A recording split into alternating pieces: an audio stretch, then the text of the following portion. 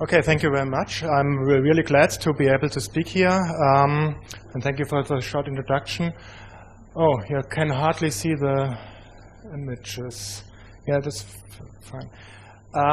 Okay, I want to talk today about our activities in 3D, which is maybe at the one end you have the very things that comes into mind when you talk about OpenStreetMap, like routing, which we did quite some years ago, 2007, 2008, and then started thinking, okay, what can be done with OpenStreetMap beyond what is obvious? And 3D was not very obvious at that time, and still is not, I guess.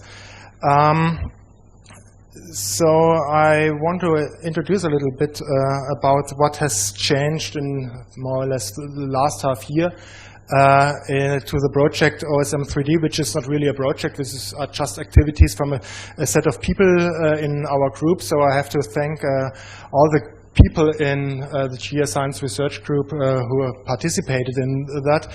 And most work, particularly on the client side, has been done by Arne Schilling, who is not here. But I think nearly everybody contributed to some extent. Yeah, what it's all about? It's about that OpenStreetMap 3D got global. It's now a virtual Earth client that also has been put open source recently, so you can download it on SourceForge, and I'm actually here to get you involved, and if you're interested in participating, that you actually can download it and improve the interface, the functionalities, and what's behind. And so in order to give you a little bit understanding what is behind, I'm talking here a little bit about it. So what do we need if you want to produce 3D city or 3D models in the first place?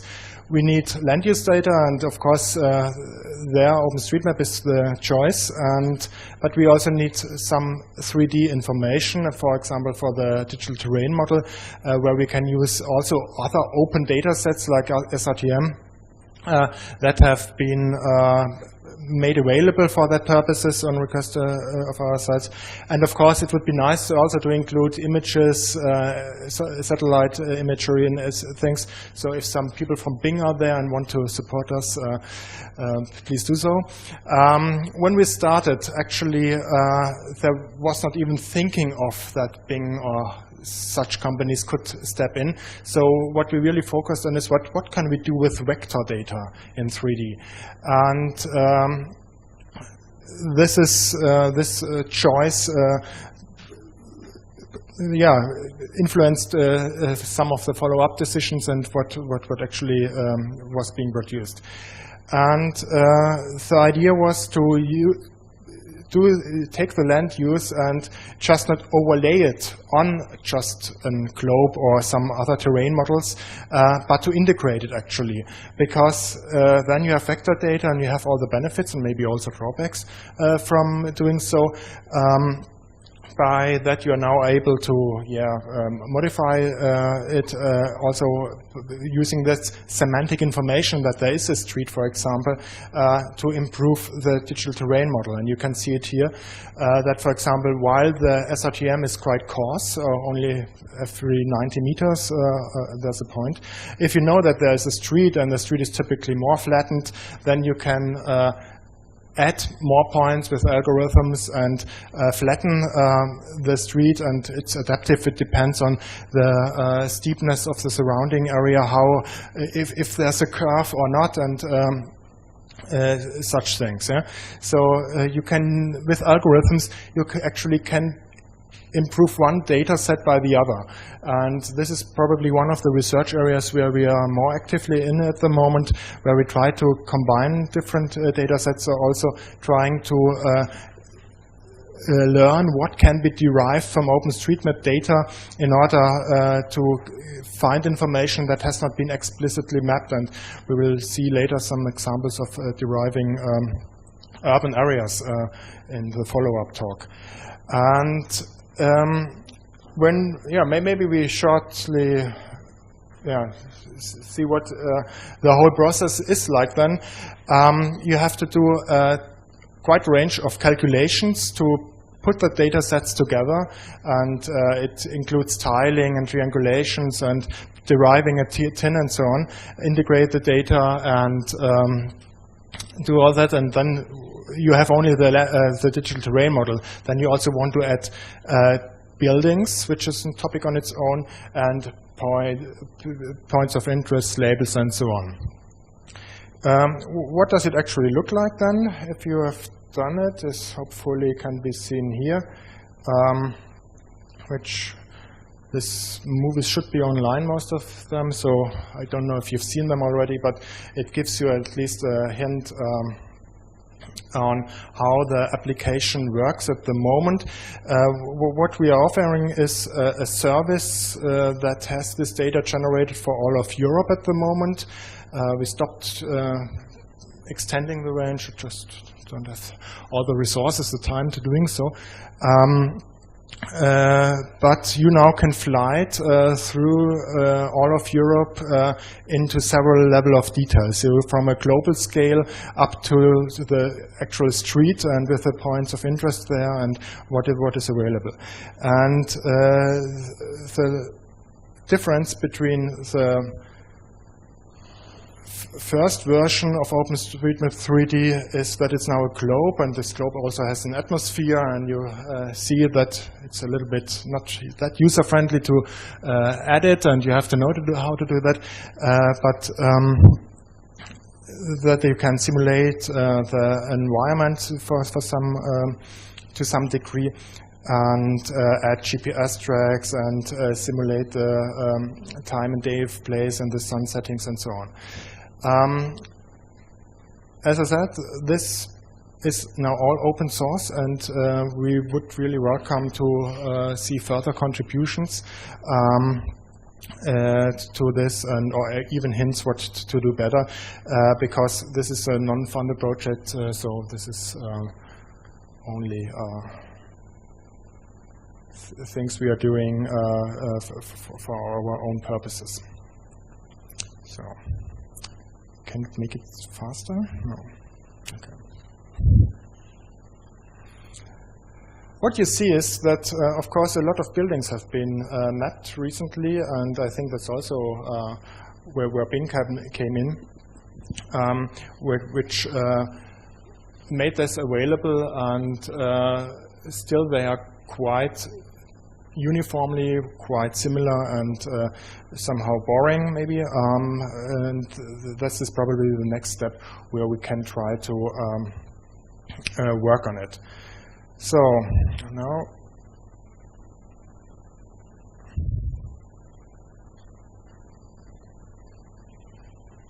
finally see that's, yeah, more or less the globe. Okay.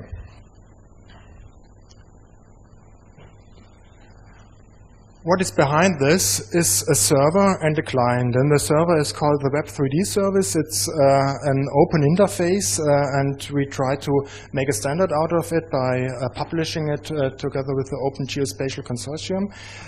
It works very similar to a map service, but it does not provide an image, but it provides actually the 3D data as seen in a variety of potential formats. And so you have a defined interface. So if you're interested in developing your own clients with better technology, the former one was Java. If you prefer to do it with C# or with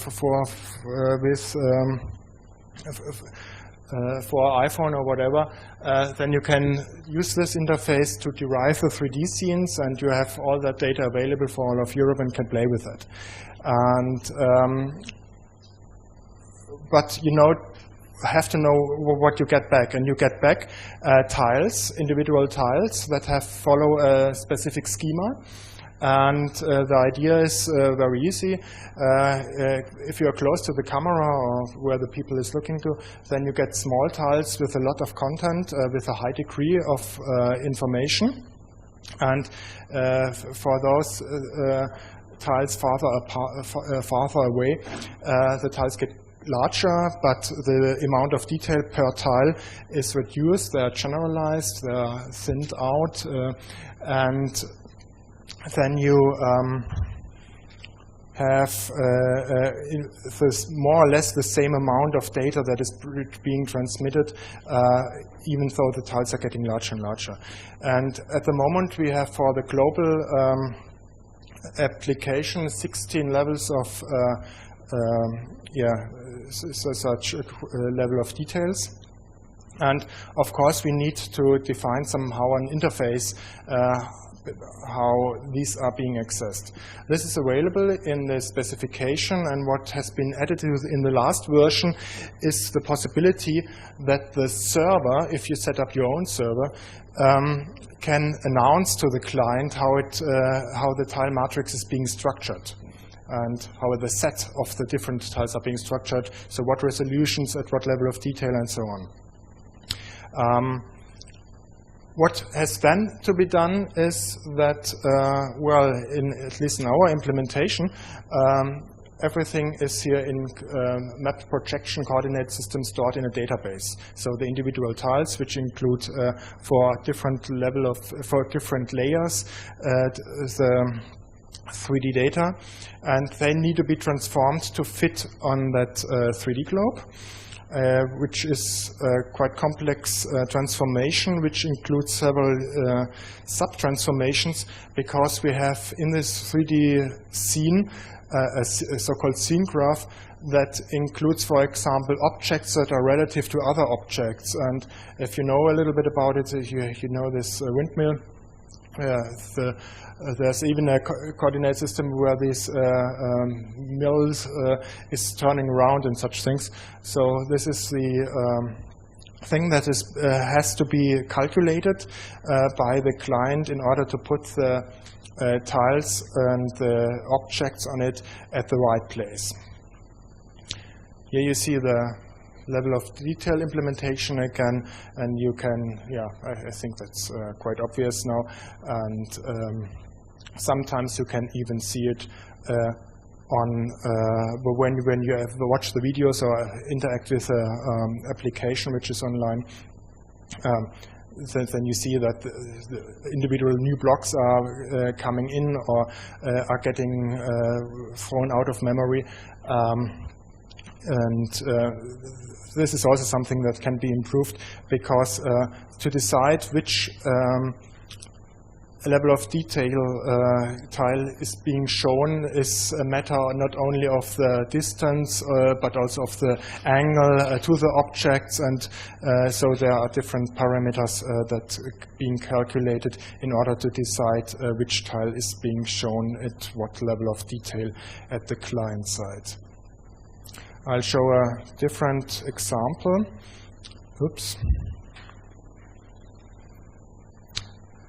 Because the other message, and I think you're aware of that anyway, is that all this data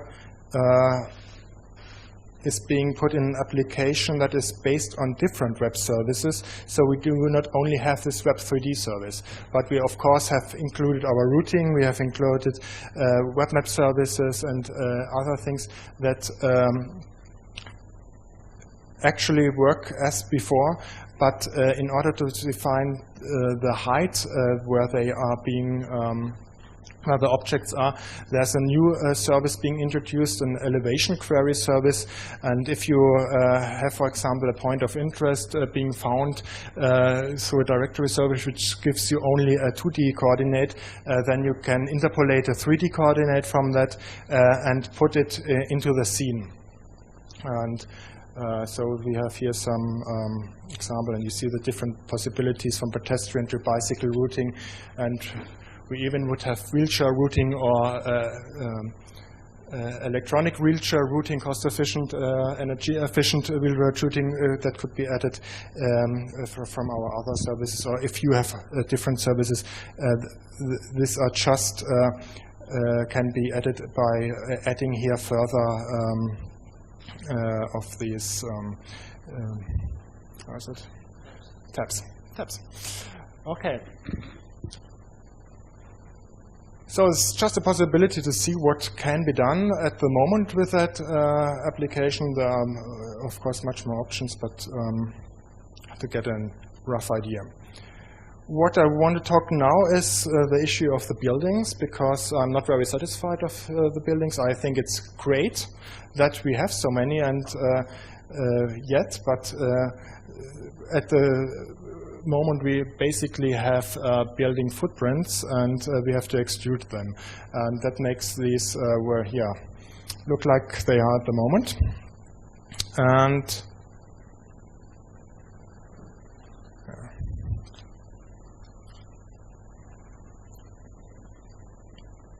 so the question is, how can we improve this?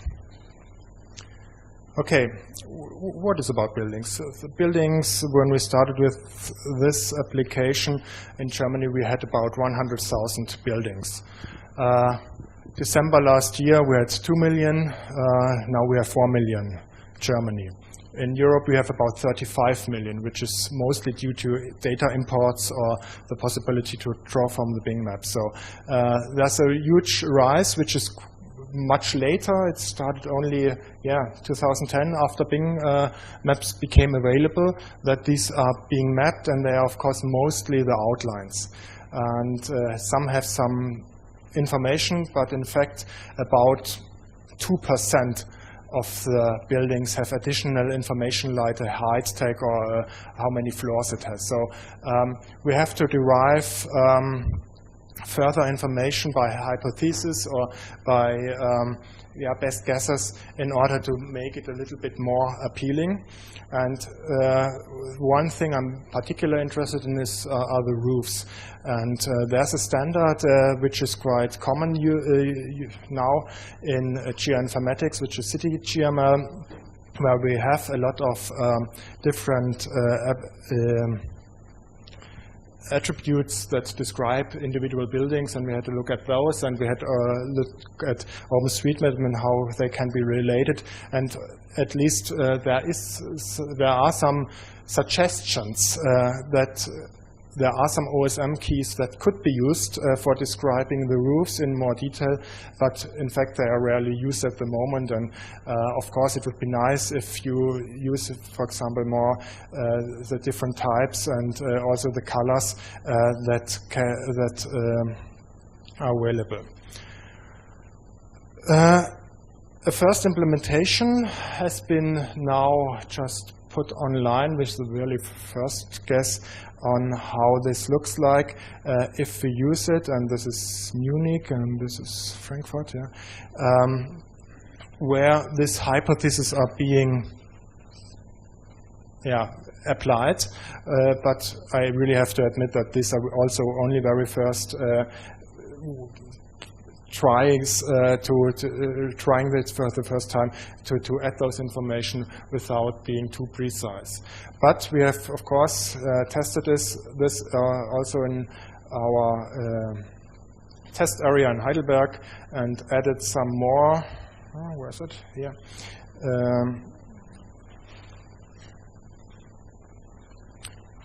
Some more attacks there about these.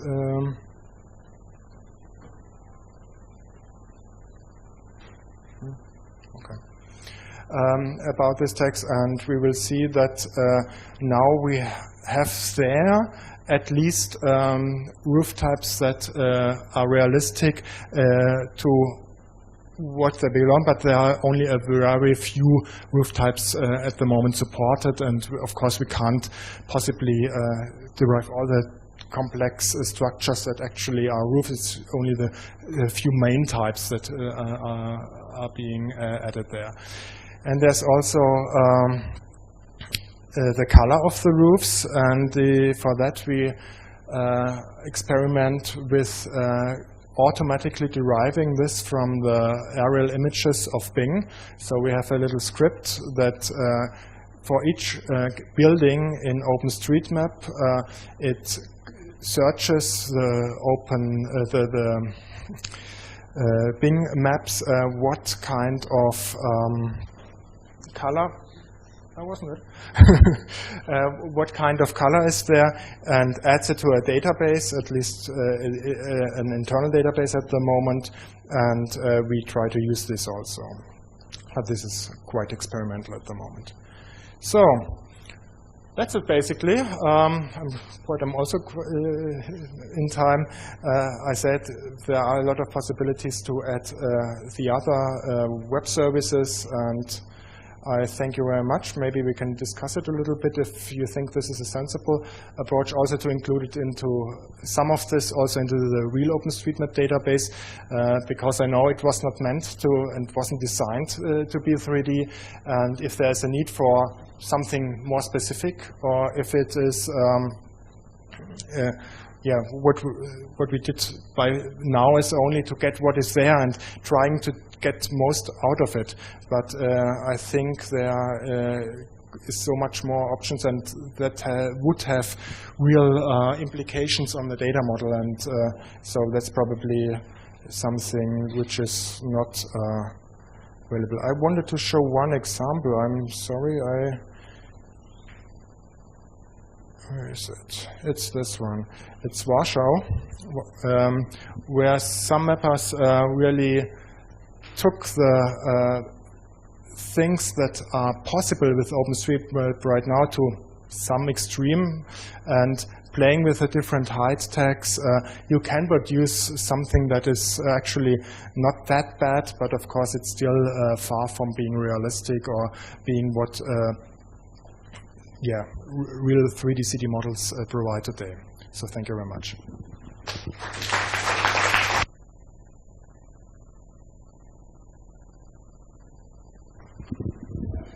Thank you. There's the first question.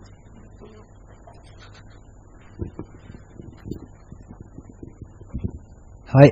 Can you give me more information about the Vue3D implementation on OGC part? Because I saw in your website there is a proposal, but it stopped at 2009.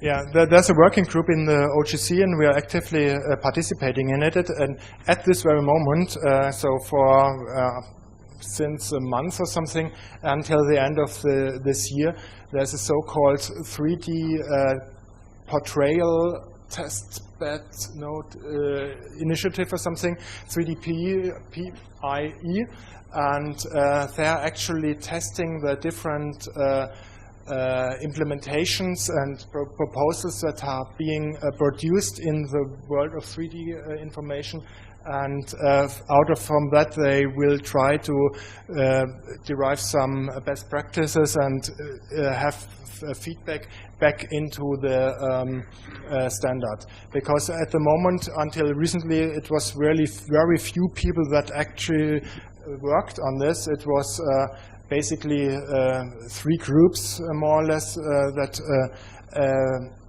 worked on that Web 3D service. But in this 3D interoperability experiment, that I think is the correct name, there are now 35 or 40 participants. Most of them are observers or giving only data, but they show that there's actually an interest in putting forward the standard. I think the standard was a little bit too early. I think the first version was 2004, 5, 6, something, yeah. And now as the data is becoming available more and more, much more companies and people are being interested in it, and they say, in particular, also the official side saying, oh, we need standards on those, and we want to put that forward. So I'm quite hopeful that within the next year, I wouldn't say that until the end of the year, but within the next year, there should be something like a implementation spec, hopefully.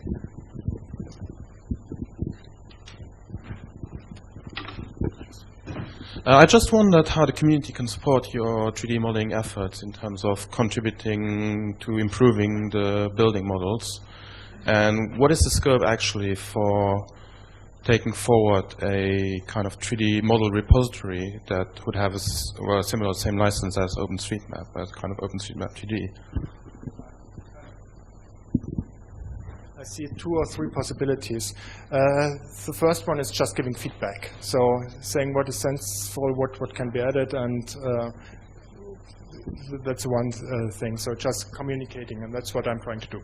The second thing is, of course, adding height values, how many floors are there, and what is the roof structure.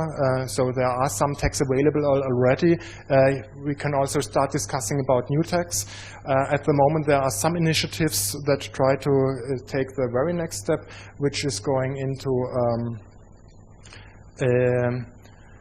indoor and 3D, because there are technologies getting available that make it possible to start mapping indoor buildings, to get information about the size of rooms and so on. New sensors in the next generation smartphones are getting better. Also with video you can do some things. So this is something that might come, and we should start discussing how to do that best now. And this is one thing that can be integrated into OpenStreetMap, but might other. We have to discuss if it's too far-reaching and if it's too complicated that we actually would need something separate. What I also see is that there is some other kind of community around that produces 3D buildings, and it's also volunteers somehow.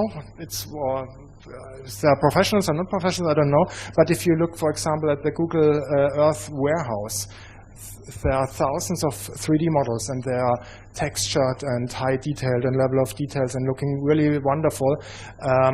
Why don't we get them in some sort of open license involved? But for that we would need to provide a platform, and this is something we also could discuss. How can we bring this people in, providing more realistic 3D models, for example, from architects and so on, into the open sphere. Yeah.